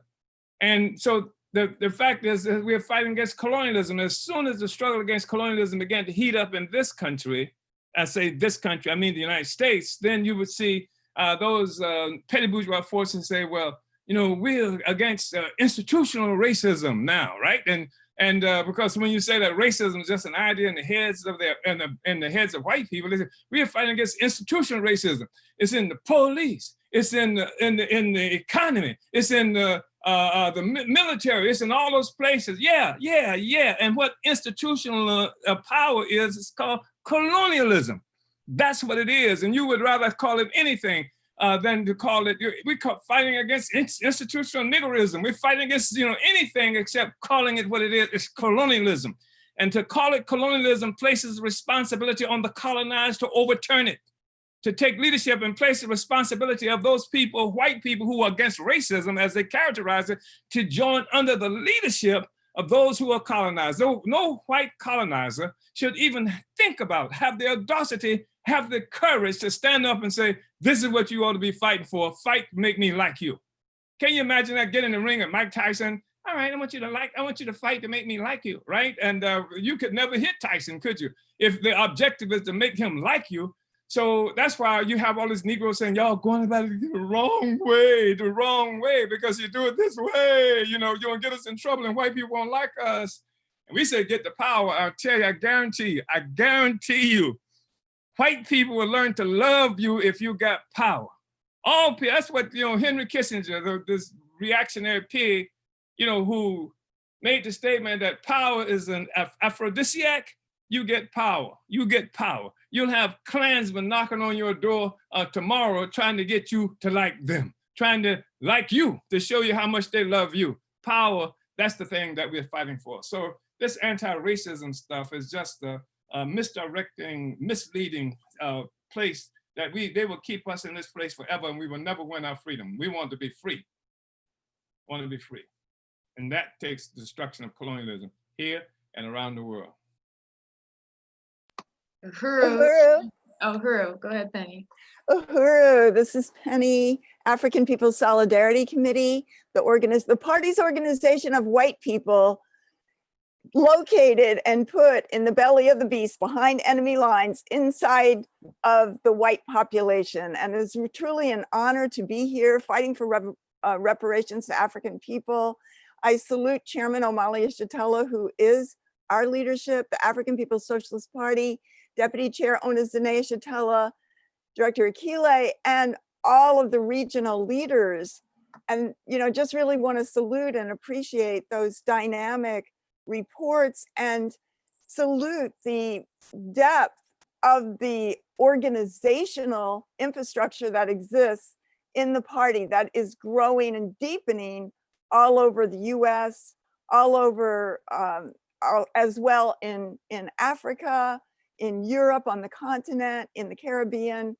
And it is powerful, and it is really, really clearly an anti-colonial struggle. I unite that white people have to understand that this is colonialism. We have to take ourselves and our colonizer mentality out of the center of this struggle, stand in solidarity and get to work, organizing other people and building a profound movement of white people dedicated and in total solidarity with the anti-colonial struggle of African people and the struggle for reparations. And I just wanted to also ask if it could be elaborated on a little bit more on the significance of the party's regional hubs, on the whole regional hubs, both in the party, within the party itself, and also in building the mass organizations, as the chairman has laid out in the chapter in Vanguard that you were reading today. I also want to say just before that, of course, the African People's Solidarity Committee and our mass organization, Uhuru Solidarity Movement, both under the leadership of the African People's Socialist Party, also are building a regional structure. And it's very, very exciting to be part of this and to just see the organization as a stable and powerful tool, anti-colonial struggle, and just to be part of that is a great honor. So, Uhuru. Uhuru, thank you, Comrade. I want to say that this whole thing about racism is really profound because it feeds into and contributes to a kind of national narcissism on the part of white people. And I'm not talking now about what people have decided to do. Yeah, say I wake up, I don't be narcissistic, but the whole structure of this relationship and the ideology, and that places, you know, like white people in the center, and it's hard for white people to even break out of it, you know, and we can't contribute to that. We cannot contribute to that. We'll never change this relationship. We'll never have power over our own lives. And the white people who would do the right thing can never do the right thing because you continue to feed this nonsense about their superiority, which is what you do. regardless of however you want to characterize people who talk about they're fighting against what they like to call white supremacy. They feed what they call white supremacy by even fighting against what they call white supremacy, because white ain't supreme. The reality is that there are white people who are the colonizers. The colonialism, especially in the United States, but in the world, generally speaking, has been characterized by white people who've come to dominate other countries and other peoples around the world.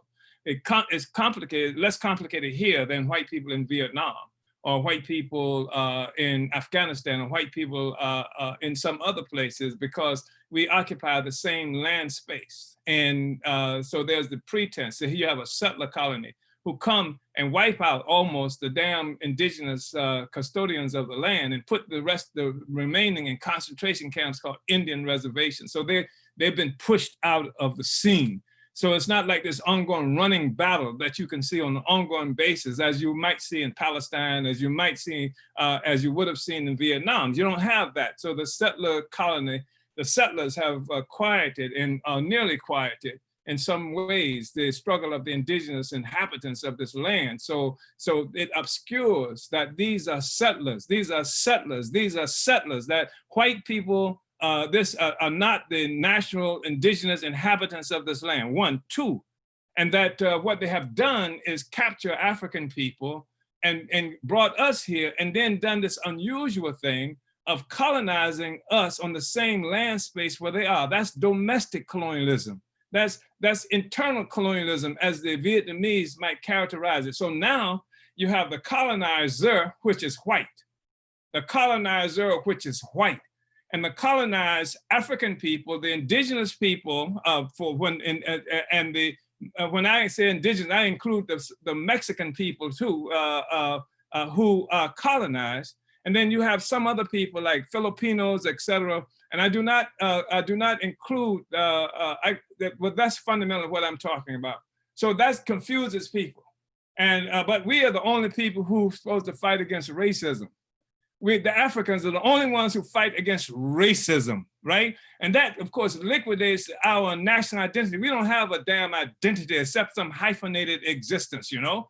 And it's the most humiliating, degrading, and it says something about the totality of the oppression of our people that you have us fighting like this. You have Palestinians who live in this country, never seen Palestine, never seen it. They've been in refugee camps or they've been pushed out, but they still have a memory of Palestine. And before the United States government stopped it, you couldn't go into one of these Palestinian shops that's invaded your community because it's facilitated by white power, the same economic forces that keep us from being able to have industry and business in our own community will allow others to do that. And so you couldn't go into one of their shops without finding a can or something up there say, donate to the struggle for Palestinian people. And people did that on a regular basis, but not us, because the whole almost total liquidation, not, you know, and the consciousness, the history of the struggle of our people as Africans resides in the party, in the advanced detachment, and those of us who've never surrendered, who never will surrender. Africa must be free. African people must be free, and we set the terms for what freedom looks like, not somebody else. I think that's critically important. And the struggle against racism liquidates that and keeps us still on our bellies, crawling around, trying to be liked and be loved, and proclaiming that Black Lives Matter when everything shows it doesn't matter at all.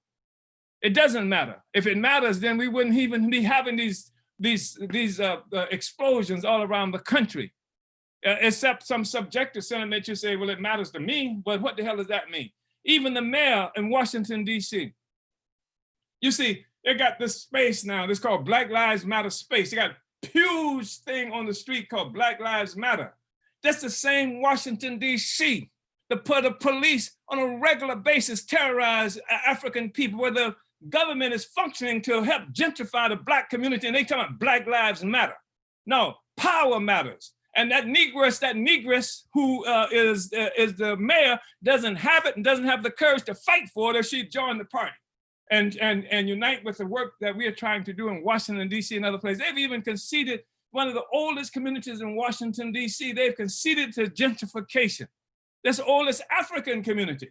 And so she says Black Lives Matter. And that's what I'm saying, this simple-minded, kinds of statements fighting against some kind of racism so that we don't have material interests. So take our communities, take our lives, take every damn thing, take our countries, take everything that we've got, because we ain't got no material interests. We just want to be loved. We just want white people to like us. So that we don't do that no more. So I just want to say, I think it's not a simple question. It's not just somebody being some ideologue locked in some kind of a rigid position that we don't like you because you say this. We're saying that position leads to a certain kind of action and certain kind of conclusions, and the struggle against colonialism leads to another that's going to take us to freedom. So the struggle, we've created an organization, and Comrade Matumb said something about 2018 or somebody, but we've been waging this struggle for territory, and the regional structure has been in our constitution since our inception. That's what we've done. The COVID-19 really sharpened the emphasis that we placed on it because we suffered a military defeat. The African Revolution did. And so even trying to build a revolutionary movement was complicated as hell. That's why we built the International People's Democratic Uhuru movement, because this counterinsurgency war that was ways to take colonialism off the agenda. When you see these Negroes running around talking about racism, that's because the anti-colonial battle had achieved or was achieving supremacy in this country and around the world. They don't want us to fight that, so they kill us. And then they put these Negroes in office and they put them in other places, et cetera. But the colonial question was important. So we couldn't build a certain way. We built the International People's Democratic Uhuru movement so we can get people who were not willing to and capable of talking about revolution, but they could talk about what was happening. The police did this, the school did this, and all this oppression of our people, right? And so we bring them into political life, and I see the time. And so, but now it's a different ball game. And it has been, we've been struggling with it for a while now that we're saying, build the regions. What does that mean? It means that we now sort of create a certain kind of decentralized process where we turn leaders loose. Turn the leaders loose. Use your imagination, use your ingenuity, use our manuals, use all of the things that we put in place for you to exercise leadership and reproduce yourselves over and over and over again, so that you have the regions, you have built in that state, and in that state you build every city, and every city you build in every community. That's what the regional structure does for us. And we do it up and down the line, inside the party and through all of the party's institutions and organizations. Comrade Chairwoman Penny Hess mentioned that that's what APSC is doing, and what she characterizes APSC's mass organization is doing the same thing, building on this regional level so that we grow exponentially. You have an exponential presence wherever we are throughout this country and throughout the world. And I know, Comrade Akile, that you are really upset because brought us up to 9:55 and you needed this space. Uhuru. Uhuru, Chairman, I can't be upset when you are kicking butt like that. I cannot be upset. So Uhuru, thank you, Chairman, but it is 9:55 and we had lots of questions still coming in. Answer some, let's go a couple of minutes over, answer some. Okay. Can we do that? Is that all right? All right, let's go. Let's go. I'm sure our viewers and our listeners. Was that all right, Penny? Was that, I mean, I know that you wanted to, I know I didn't speak that whole thing about the regional That was structure. powerful. Oh, okay. I totally unite with what you just laid out. It's incredibly significant, Chairman. Uhuru. Thank you. Uhuru. Okay, so I'll go into Kumba in St. Louis, and he also says punkish is the word of the day. He asked, and I thought this would be a really good question, and it might be good for maybe Indio Chimurenga to answer as well, but you know, anyone can take it. But how can prisoners become involved in the work of the African People's Socialist Party? Yeah. Jim. I'm unmuted now. So prisoners can come involved we use the regions to do that as well. We get communications from prisoners, and when a prisoner, say, for example, is in the southern region, we take charge of that and we communicate with that prisoner. Now, sometimes we can't use the very exact forms that we would use for somebody that's on the outside of those dungeons. The document might have to be, tweaked a little bit, but we use that same process and we go back and forth until we get the prisoner into the party. We, vet them and evaluate whether they are fit to join the party and bring them in. We have prisoners, because their job would be to organize other prisoners, their family that's on the outside. That's their job. That becomes the job of the prisoners. We have a few prisoners right now who are interested in the party, and we want to go ahead and get them through this process and get them into the African People's Socialist Party. Uhuru, at one time, we had organizations in various prisons in this country, Indiana, Arizona, one of the outstanding states that I can think of. But sometimes you will get contact information. Prisoners will write you where you're located, and you should treat that as the same way you would treat any other person who is indicating interest in the party. You would go through the same process. As Comrade Chimurenga said, you won't be able to send the same document because the ones who control the concentration camps not going to allow it to be done that way. So you do it another way to get same basic information. You write to them, communicate with them. We learn how to do that. Uhuru. Uhuru. I just also want to say that in addition to the party, like ANWO, the African National Women's Organization has made a persistent effort to make sure that African women who are in prison are also being organized and are getting the burning spear and all of that. So African women in prison, and as well as everybody else, just, they can come into the party, they can come into the African National Women's Organization. And I would imagine that other mass organizations of the movement also has a way for getting Africans to be a part of that work as well. I just want to say that in terms of this work, we have all these African people, especially women and children, who are visiting these prisons on a regular basis, and the humiliating stuff that they do to try to keep, women and others from visiting their loved ones. They humiliate them. They do, searches and stuff that's designed to make your stomach curdle and make you not want to come and visit. And that's deep in the separation in our communities. And so the fact is that African women will also contribute to recruiting African men. And African men will help to recruit African women. These prisons, these dungeons, taking and facilitating the ability of families to visit each other on the one hand, and then in addition to recruiting in the prison, as what was said, but we also turn the prisons into actual revolutionary universities. So everybody is studying revolutionary propaganda that's put in through the burning spear and other instruments that we have at our command. That's part of what has to happen. Comrade Akili, I know you've exhausted much of your time, so I'm not pushing you anymore. I know there are other questions, but we may have to deal with them differently. So, yeah. Thank you, Chairman. And people were in the comments saying, "Keep the chairman, let the chairman speak, keep him running." So I would have had a very angry mob if I would have stopped you. So I just really want to appreciate this amazing, incredible discussion. And I did want to say one final thing to that last question, because the Burning Spear newspaper does ship to over 600 subscribers within the U.S. and majority of prisons, right? Prisons, oh, I'm sorry. Yeah. And that, and we ship for free to, our African brothers and sisters behind these walls.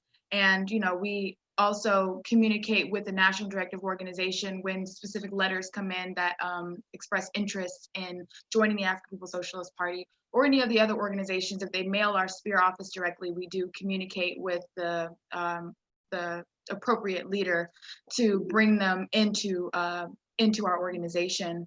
And, we also get just incredible letters from our brothers and sisters. They're incredible writers, and that we publish some of those articles inside the Burning Spear in our letter to the editor called The Drum and Spear. And also, I lost my thought, but yeah, so we have, that, that the Spear, when it gets into one prison, it like spreads like wildfire, and like they're passing that paper on till it falls apart, and then we get more subscriptions or letters coming from that particular prison asking to be subscribed and put onto the mailing list. So, just what Chairman was saying, and turning these institutions into, African internationalist institutions, that the Burning Spear plays a huge role in that. And Nasir in Kuwait said, I don't know if this is a space, but I got $25 donation and willing to match another person's $25 and 25 towards getting the spear into the prison. So Uhuru, Comrade Nasir. And I think that will segue us into our closing out. And I just want to say, because of time, we want everyone to know that if your question was not answered, one of our moderators will correspond with you and make sure that the chairman does see your question. This study was brought to you by the Department of Agitation and Propaganda, Winning the War of Ideas. For your revolutionary news and analysis, you can visit theburningspear.com. For revolutionary radio, dynamic shows, and music by Africans all around the world, tune into Black Power 96.3 FM, broadcasting out of St. Petersburg, Florida, and accessible via app on Apple or Android, and online at blackpower96.org. If you united with what you heard today and you want to know how you can get involved and join the African People's Socialist Party, visit apspuhuru.org for all information regarding how you can apply. No matter where you are in the world, you can join the African People's Socialist Party. Order your copy of Chairman Omali Yeshitela's latest book, Vanguard, The Advanced Attachment of the African Revolution, the political report to the 7th Congress at burningspearmarketplace.com. That was the book that we were reading from on today. The Black is Back Coalition for Social Justice, Peace, and Reparations will host its 4th annual electoral campaign school this coming weekend, July 13th and 14th. So go ahead and register at blackisbackcoalition.org. We have amazing presenters lined up, including our very own Chairman Omali Yeshitela, leaders within the Black is Back Coalition, and we're going to teach ordinary African workers, youth, women, how to run for political office on a Black self-determination agenda. Do not miss this electoral campaign school. There are no options for us on the ballot of the US presidential elections, but we will have options coming out of this annual electoral campaign school. So go ahead and register. And the African National Women's Organization is hosting the Black Women's Convention themed Sisters United for the Revolution, July 11th and 12th. Registration details can be found at ANWO, that's ANWO, Uhuru.org. And we are calling on people to follow closely the All African People's Development and Empowerment Project on Facebook, or visit developmentforafrica.org. For more information and helpful tips in regards to COVID-19, we are still under this pandemic, regardless of what the US government tells you. So that information is located on AppDep's website. Thank you all for tuning in. Make sure you like and subscribe to the Burning Spear TV on YouTube to catch every episode of the Omali Taught Me Sunday Study. Uhuru. Uhuru.